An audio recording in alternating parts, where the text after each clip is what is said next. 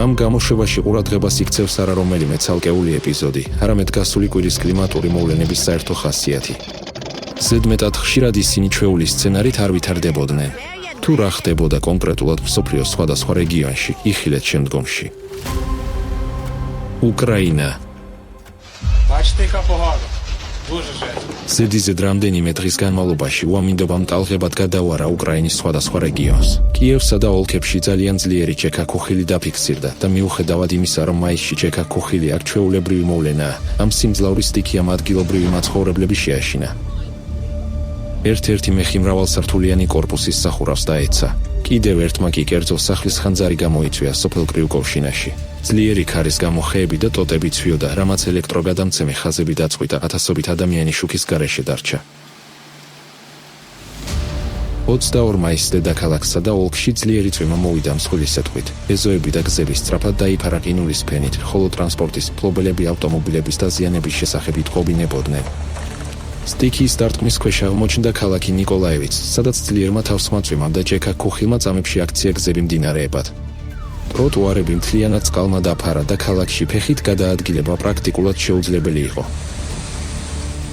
შტორმსთან ახლდა ძლიერი ქარის ქროლა და სეტყვა.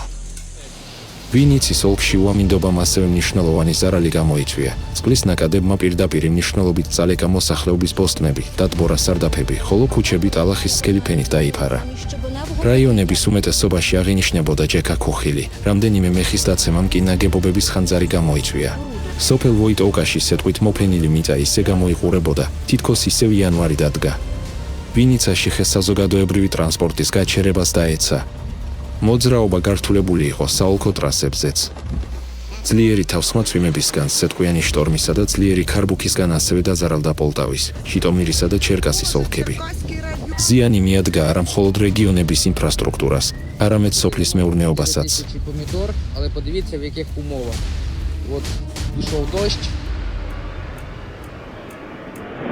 სეისმური აქტივობა.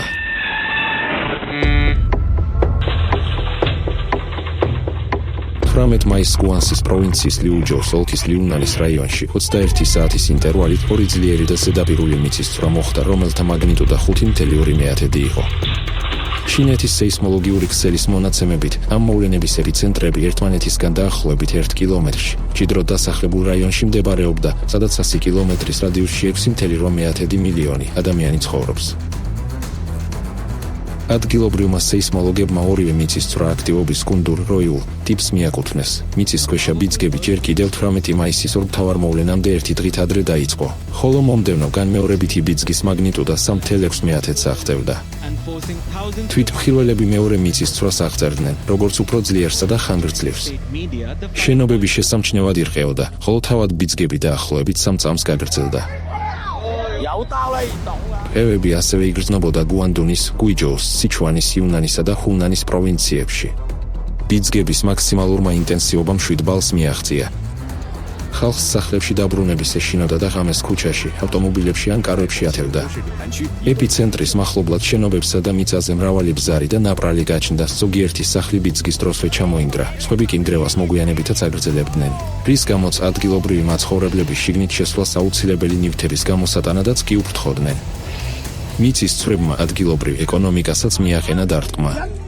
დაზარალდა ლიუჯოუს პოპულარული ტურისტული ზონა, რომელიც ცნობილია ლოსიფენის საფირმო ცხარე ბრინჯისატრიის დაწესებულებებით. ბიძგების შემდეგ ტურისტული ობიექტები დაიკეტა, ხოლო ბევრი მაცხოვრებელი და ჩამოსული სტუმარი ქალაქის დატოვებას ცდილობდა. ეს მიწისძვრა თავისი შედეგებით ბოლო წლების განმავლობაში გუანსიში მომხდარ ანალოგიური მაგნიტუდის სეისმურ მოვლენებს შორის ყველაზე მძიმე გახდა.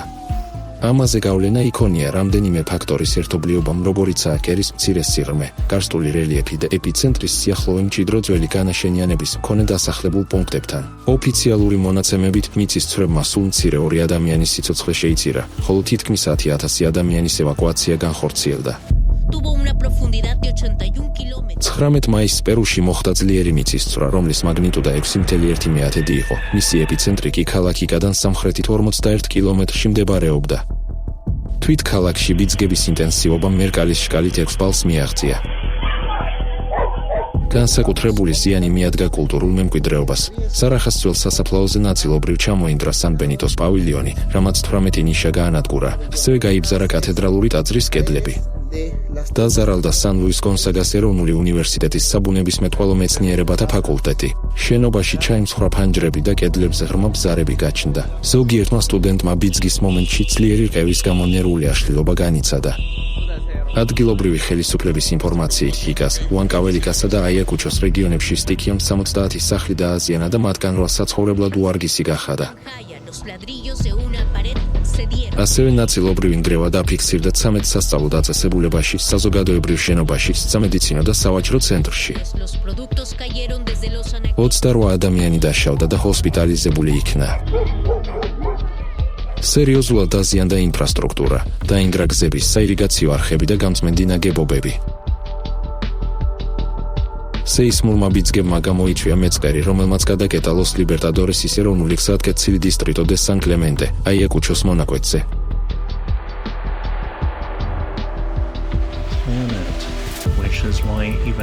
20 მაისს დანიაში, კუნძულ ზელანდიაზე, კოპენჰაგენიდან სამხრეთ-დასავლეთით დაახლოებით 27 კილომეტრში მოხდა ქვეყნისთვის უკიდურესად იშვიათი მიწისძვრა. ევროპულ ხმელთაშუა ზღვის სეისმოლოგიური ცენტრის მონაცემებით მაგნიტუდამ 3.9 შეადგინა. მიწისქვეშა ბიძგები იგრძნობოდა არა მხოლოდ დანიის აღმოსავლეთ ნაწილში, არამედ შვედეთის სამხრეთშიც. აღსანიშნავია, რომ დანიის ტერიტორია ხასიათდება სეისმური საფრთხის ძალიან დაბალი დონით. აქ რეგისტრირებული მიწისძვრები იშვიათია და, როგორც წესი, მცირე მაგნიტუდის მქონეა.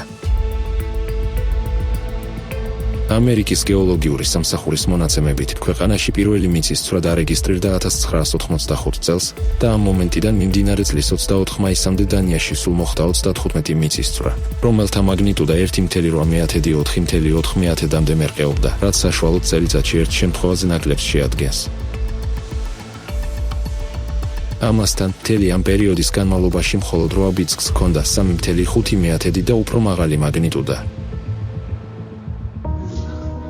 20 მაისს თურქეთის მალათიის პროვინციის ბათალგაზის ოლქში მოხდა ძლიერი მიწისძვრა, რომლის მაგნიტუდა 5.6 იყო. თურქეთის საგანგებო სიტუაციებისა და სტიქიური უბედურებების მართვის სამმართველოს მონაცემებით მიწისძვრა შედარებით მცირე სიღრმეზე დაახლოებით 7 კილომეტრში მოხდა. ამის გამო მიწისქვეშა ბიძგები განსაკუთრებით ძლიერად იგრძნობოდა არა მხოლოდ მალათიაში, არამედ მეზობელ პროვინციებშიც, რამაც მოსახლეობაში ხანმოკლე პანიკა გამოიწვია. ცხოველებმაც იგრძნეს რა რყევები გაქცევით უშველეს თავს. პირველი ბიძგების შემდეგ იმ სკოლების მოსწავლეების, სადაც იმ მომენტში გაკვეთილები მიმდინარეობდა, კლასებიდან იქნენ ევაკუირებული. ხელისუფლებამ პროვინციის ყველა სასწავლო დაწესებულებაში გაკვეთილების ერთი დღით გაუქმება გამოაცხადა. საბედნიეროდ, მსხვერპლის ან სერიოზული ნგრევის შესახებ შეტყობინებები არ შემოსულა. Deprem sonrası şu ana kadar herhangi bir olumsuz durumun yaşanmadı. 21 მაისს იტალიაში, კამპი-ფლეგრეის კალდერის რაიონში მოხდა 4.4 მაგნიტუდის მიწისძვრა, ერთ-ერთი ყველაზე ძლიერი რეგიონში დაკვირვებების მთელი ისტორიის განმავლობაში. მცირე სიღრმის გამო ბიძგები განსაკუთრებით ძლიერად იგრძნობოდა. მაცხოვრებლებს მიწისქვეშა ბუბუნი, კედლების ვიბრაცია, ნივთების ვარდნა და შუშის წკრიალი აღვიძებდათ. ბევრმა პანიკაში ჩაიცვა პირველივე ხელში მოხვედრილი ტანსაცმელი და სახლიდან გარეთ გამოვარდა. მაცხოვრებელთა ნაწილმა დილა ქუჩებსა და ავტომობილებში გაატარა განმეორებითი ბიძგების შიშით. ეს მიწისძვრა 14 მოვლენისგან შემდგარი სეისმური გუნდის როის ნაწილი გახდა. რყევები იგრძნობოდა ნეაპოლსა და მის შემოგარენში, ასევე კამპი-ფლეგრეის კალდერის დასავლეთით მდებარე მუნიციპალიტეტებში. ქალაქ ბაკოლიში საცხოვრებელი სახლების კედლებზე ბზარები გაჩნდა და ფასადების ნაწილობრივი ჩამონგრევა მოხდა. კამპანიის ოლქის მთელ რიგ დასახლებულ პუნქტებში სკოლები დაიკეტა შენობების შესამოწმებლად. ნეაპოლის მახლობლად რამდენიმე ხაზზე შეჩერდა მატარებლებისა და მეტროს მოძრაობა. ხელისუფლებამ დროებით გახსნა შეზღუდული მოძრაობის ზონები ტრანსპორტის გადასაადგილებლად და შეაჩერა გემების მიღება-გაშვება ბაიასპორტში. სამოქალაქო დაცვის დეპარტამენტის ხელმძღვანელის განცხადებით, ეს იყო ძალიან ინტენსიური ბიძგი. თუმცა საბედნიეროდ მიწისძვრა ზღვაში მოხდა და არა ზედაპირთან იმდენად ახლოს, როგორცაც ხშირად აფიქსირებენ კამპი-ფლეგრეის ტერიტორიაზე.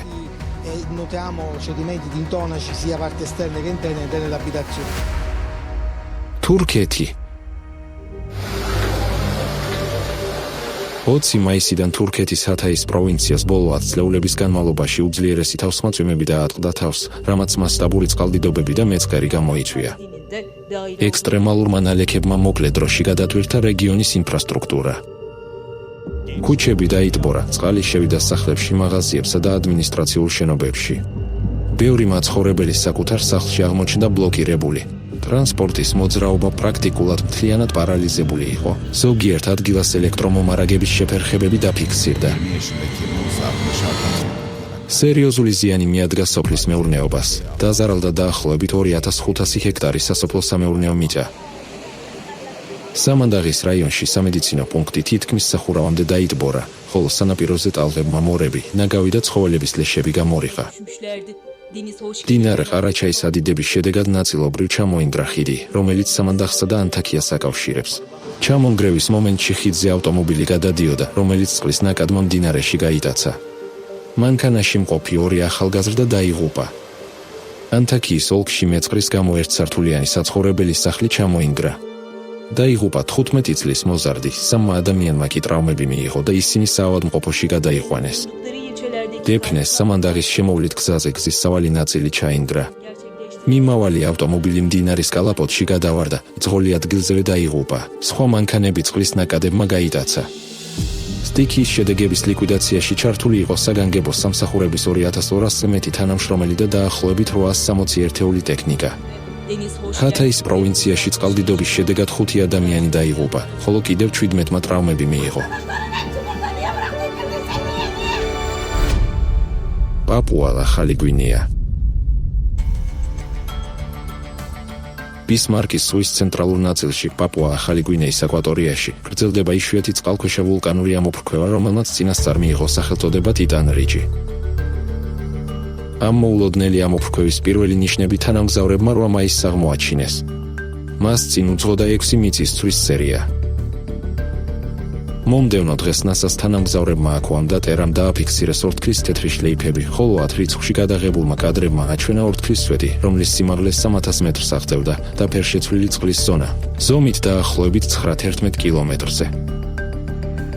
12 მაისისთვის თანამგზავრს ომის ხელსაწყომ აღმოაჩინა თერმული ანომალიები, ფართობით დაახლოებით 7 კვადრატული კილომეტრი, რაც მიუთითებს ზედაპირთან ცხელი ნივთიერების დიდ რაოდენობაზე.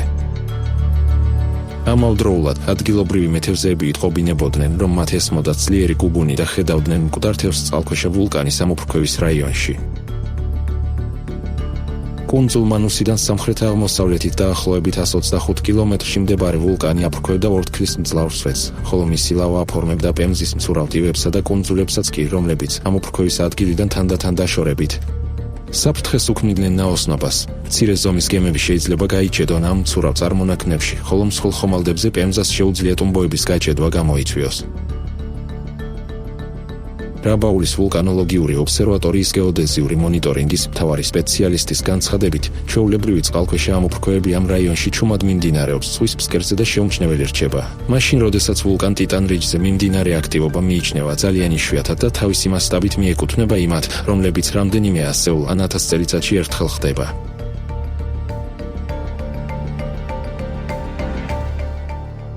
ჩინეთი. მაისის შუა რიცხვებიდან ჩინეთის ცენტრალური, სამხრეთი და სამხრეთ-დასავლეთი რაიონები თავსხმაწვიმების სერიას და მისგან გამოწვეულ წყალდიდობებსა და მეწყერებს შეეჯახა. ერთ-ერთი ყველაზე ექსტრემალური ეპიზოდი დაფიქსირდა გუანდუნის პროვინციაში, იანძიანის ოლქის იანჩუნის მაზრაში. 20 მაისს დაბა ხეკოუს ჰიდროლოგიურ სადგურზე დღე-ღამეში თითქმის 1000 მმ ნალექი მოვიდა. ჰუბეის პროვინციის 112 მეტეოსადგურზე ნალექების ფაქტობრივმა რაოდენობამ ისტორიულ მაქსიმუმებს გადააჭარბა. განსაკუთრებით მძიმე სიტუაცია შეიქმნა ეშის ოლქის სოფელ ბაიშვიხეში. მაცხოვრებლები ყვებოდნენ, რომ თავსხმაწვიმა თითქმის მთელი დღე-ღამე გრძელდებოდა. წყალდიდობამ პიკს 18 მაისის დილის დაახლოებით 4 საათზე მიაღწია, ხოლო წყლის დონე ზოგიერთ ადგილას 4 მეტრამდე აღწევდა.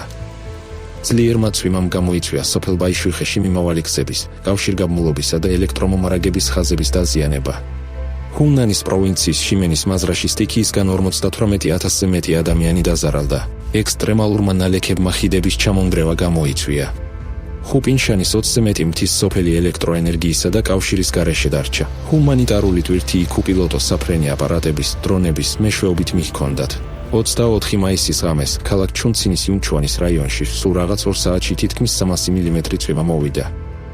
ამავე რიცხვის დღის იტკი ღوارცოფულმა ნაკადმა რამდენიმე საცხოვრებელის სახლი დაანგრია, რის შედეგადაც ადამიანები დაიღუპნენ, მაცხოვრებელთა ნაწილი კი დაკარგულად ითვლებოდა.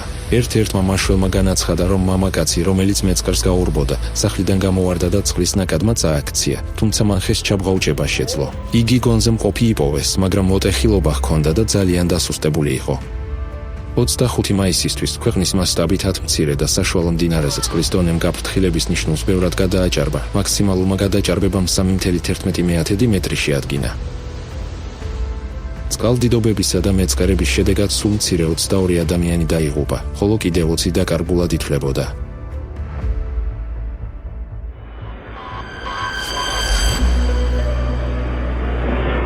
გასულ კვირას მსოფლიოს სხვადასხვა კუთხეში თითქმის ერთდროულად გამოვლინდა პროცესები, რომლებიც თავიანთი რეგიონებისთვის არატიპურად იშვიათი, ინტენსიური ან სწრაფად განვითარებადი იყო. მიწის ცვრა სეისმურად მშვიდ დანიაში, ერთ-ერთი უძლიერესი მიწისქვეშა ბიძგის სუპერვულკან კამპი ფლეგრეის რაიონში, ექსტრემალური ნალექები ჩინეთსა და თურქეთში, იშვიათი წყალქვეშა ამოფრქვევა ბისმარკის ზღვაში. სწორედ ასეთი ანომალიები გვეხმარება იმის გაგებაში, თუ როგორ გადაეწყობა ბუნებრივი სისტემები და რა რისკები შეიძლება გახდეს უფრო თვალსაჩინო უახლოეს წლებში. ამ პროცესების ფიზიკის გაგება გასაღებია იმის გასაცნობიერებლად, რაც ხდება და რაც უკვე თითოეულ ადამიანს ეხება, ხოლო პლანეტაზე მიმდინარე ცვლილებების შესწავლისადმი მეცნიერული მიდგომა საზოგადოებისთვის პრიორიტეტული ამოცანა ხდება.